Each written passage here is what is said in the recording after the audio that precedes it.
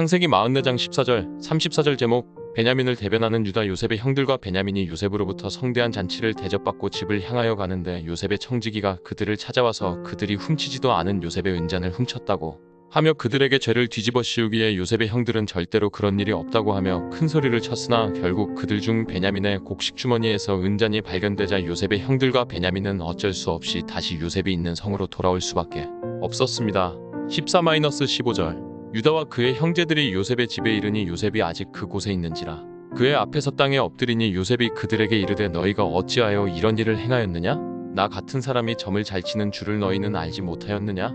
요셉은 다시 자기에게 돌아온 형들을 향하여 아주 엄한 말로 신문하였습니다. 자기는 그들을 사랑해서 친절을 베풀어 주었는데 왜 그 은혜를 원수로 갚느냐고 하며 요셉은 형들을 궁지로 몰아넣었습니다. 16절 유다가 말하되 우리가 내주께 무슨 말을 하오리이까? 무슨 설명을 하오리이까? 우리가 어떻게 우리의 정직함을 나타내리이까? 하나님이 종들의 죄악을 찾아내셨으니 우리와 이 잔이 발견된 자가 다 내 주인 노예가 되겠나이다. 왜 내 잔을 훔쳤느냐? 라고 묻는 요셉의 질문에 유다는 자기들은 정직하지만 그 정직을 증명할 방법이 없는 것에 대하여 심히 유감스럽게 생각하며 하나님께서 자기들의 죄악을 드러내셨으니까 자기들은 요셉이 원한다면 기꺼이 요셉의 노예가 되어주겠다고 말하였습니다. 17절 요셉이 이르되 내가 결코 그리하지 아니하리라. 잔이 그 손에서 발견된 자만 내 종이 되고 너희는 평안히 너희 아버지께로 도로 올라갈 것이니라. 요셉은 그럴 필요가 전혀 없으며 나머지 사람들은 전부 집으로 돌아가고 은잔이 발견된 사람만 자기의 노예가 되라고 하며 그런 상황에서 형들이 어떻게 나오는지를 보기를 원하였습니다. 만약 예전에 요셉의 형들 같았으면 베냐민을 포기하고 집으로 돌아갔을 것입니다. 20년 전에 형들이라면 그러고도 남았습니다. 그런데 이제 요셉의 형들은 20년 전에 요셉이 알고 있던 그런 형들이 아니었습니다. 18절 유다가 그에게 가까이 가서 이르되 내 주여 원하건대 당신의 종에게 내 주의 귀에 한 말씀을 아뢰게 하소서. 주의 종에게 노하지 마소서. 주는 바로와 같으심이니이다. 요셉의 형들 중 유다가 형들의 대표로 나서서 요셉에게 자기들의 입장에 대하여 변론하기 시작하였습니다. 왜 유다가 나서서 형들의 입장에 대하여 말합니까? 그것은 유다가 자기 아버지 야곱과 약속한 것이 있기 때문입니다. 유다는 아버지 야곱에게 베냐민을 달라고 하면서 분명히 자기를 담보로 하고 베냐민을 허락받았습니다. 그런데 이제 정말 자기가 베냐민 대신 담보로 붙잡혀야 할 순간이 찾아왔던 것입니다. 그래서 유다는 아버지와의 약속을 지키기 위하여 즉 자기가 베냐민 대신 요셉의 노예가 되기 위하여 다른 형제들을 대표해서 요셉에게 그들의 입장에 대하여 말했던 것입니다. 우리는 이런 유다를 보면서 이런 생각을 할 수 있을 것입니다. 왜 다른 형제들처럼 가만히 있지 않고 저렇게 사서 고생하나? 그렇습니다. 유다가 만약 다른 형제들처럼 가만히 있었으면 이런 경우에 자기가 평생 노예가 되는 불상사는 일어나지 않았을 것입니다. 그런데 요셉의 형들 가운데 유다 같은 사람이 단 한 사람도 없었다면 어떻게 될까요? 아무도 손해보지 않기 위하여 아무도 나서지 않았다면 야곱의 가족들은 전부 다 굶어 죽었을 것입니다. 그런데 유다 한 사람이 희생함으로 말미암아 온 가족이 다 굶주림에서 해방을 받게 된 것입니다. 하나님께는 바로 이런 사람이 필요합니다. 자기 한 사람 희생해서 모든 사람들을 살릴 수만 있다면 기꺼이 자기를 희생할 수 있는 사람, 자기 한 사람 희생해서 모든 사람들이 유익을 볼 수 있다면 자기를 얼마든지 희생할 수 있는 이 한 사람이 하나님께는 필요하다고 하는 것입니다. 나중에 유다의 가문을 통하여 다윗이 이 땅에 나왔고 그 유다 가문을 통하여 예수님께서 이 땅에 오신 것이 결코 우연이 아닙니다. 유다에게 이런 예수님의 모습이 있었기 때문에 예수님께서 유다 가문을 통하여 이 땅에 오신 것입니다. 예수님께서 왜 인간의 몸을 입고 이 땅에 오셔서 십자가에 못 박혀 죽으신 것입니까? 예수님 한 분이 희생하심으로써 수많은 죄인들이 죄사함 받고 영원한 멸망에서 건짐받을 수 있기 때문입니다. 그것을 성경은 이렇게 말씀하고 있습니다.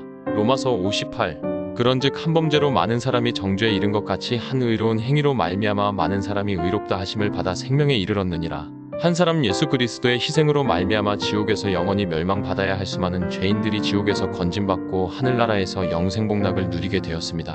오늘 본문의 유다가 바로 이 예수님을 정확하게 보여주고 있습니다. 유다는 베냐민과 아버지와 가족을 살릴 수만 있다면 기꺼이 자기가 베냐민 대신 요셉의 노예가 되는 길을 선택한 것입니다.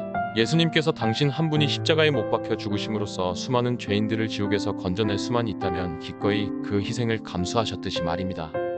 하나님께서는 우리도 이 유다처럼 예수님처럼 다른 사람을 살려내기 위하여 다른 사람을 유익하게 하기 위하여 자기가 그 어떤 손해도 감수할 수 있기를 원하십니다.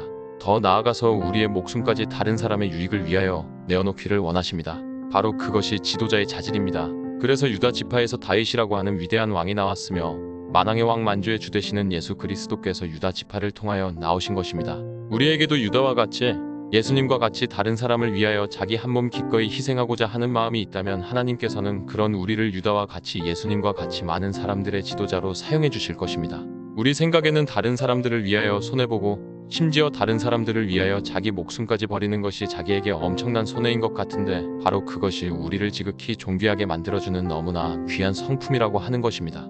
유다는 베냐민이 요셉의 노예가 될 상황이 발생하자 자기가 베냐민 대신 평생 요셉의 노예가 되기로 하였습니다. 그러나 결과적으로 그런 유다에게 요셉이 감동을 해서 결국은 요셉이 자기의 정체를 형들에게 드러내고 온 가족들이 애굽으로 내려와서 요셉의 보호 아래 필요한 모든 것을 공급받으며 아무 어려움 없이 살게 되었습니다.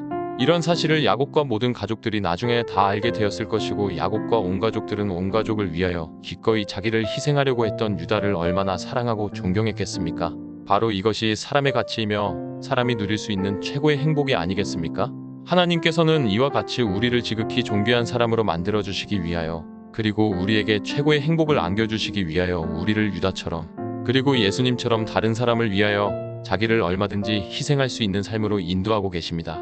이렇게 살아가는 것이 인간의 최고의 가치이며 최고의 행복을 누릴 수 있는 길인 줄 아시고 우리에게도 다른 사람을 위하여 희생할 수 있는 기회가 주어질 때 그것을 피하지 마시고 기쁜 마음으로 받아들이시기를 바랍니다. 그렇게 함으로써 우리도 유다처럼 그리고 예수님처럼 지극히 존귀한 자의 자리에 앉게 되기를 바랍니다.